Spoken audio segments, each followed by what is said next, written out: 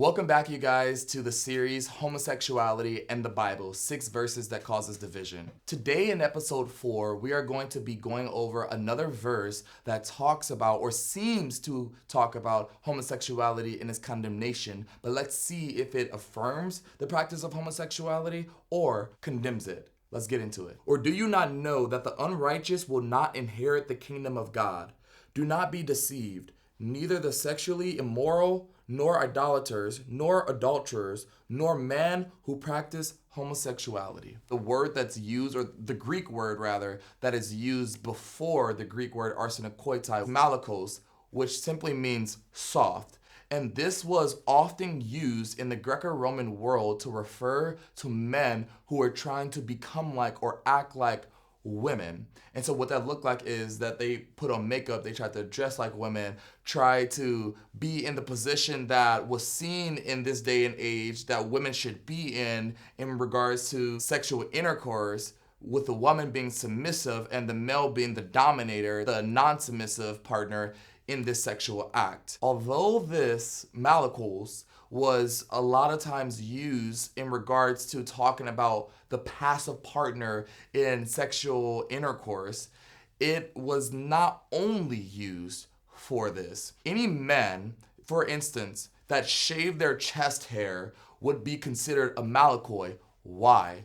Because he was doing something effeminate. He was doing something that they saw as non-masculine, as what a man should not do, but a woman would. And so essentially malakoi really is any act or thing that a man could or would do that they saw in their day and age as effeminate, as non-manly. Now, the Greek word arsenokoitai, arsen meaning male, and koitais or koitai meaning bed, and put together, it's male lying with male.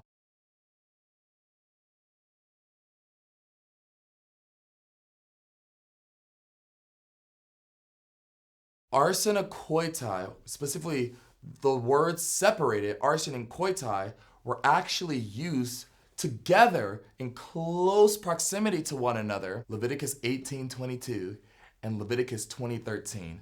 The same exact two verses that talks about the condemnation of the practice of males lying with males.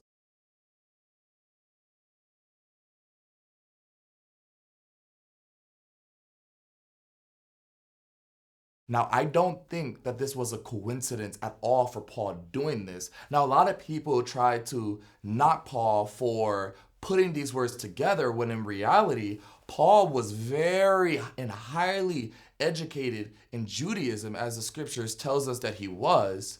And with that being said, he would have known the verse in Leviticus 20 and the verse in Leviticus 18 and would have been very intentional with putting these two together, simply because, honestly, the Hebrew word that is used in Leviticus 18 and Leviticus 20 is mishka zakir, which means to lie with a male. And the Greek equivalent to that is arsenokoitai. Yet again, we see that Paul's language here is being very, very general. He does not point to pederasty, which he could have because they were Greek words in the Greco-Roman world that referred to pederasty.